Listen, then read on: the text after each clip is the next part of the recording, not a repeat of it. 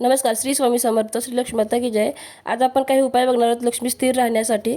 Number 1, महादेवाच्या पिंडीला उसाच्या रसाने अभिषेक केल्याने आपल्या घरात लक्ष्मी स्थिर राहते व आणि आपल्यावर लक्ष्मी प्रसन्न राहते होते.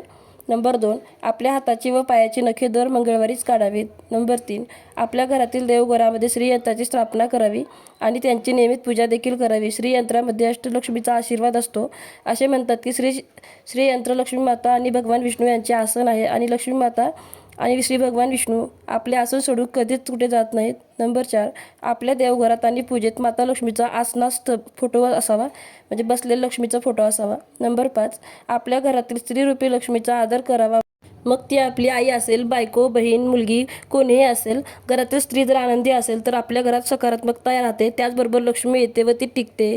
घर आनंदी व सुखी समाधानी राहते. श्री स्वामी समर्थ. व्हिडिओ आवडला तर लाईक, शेअर, कमेंट करा आणि सबस्क्राईब करायला विसरू नका. श्री स्वामी समर्थ. या छोट्या छोट्या गोष्टी, छोटे छोटे उपाय नक्की करून बघा, छान अनुभव येईल.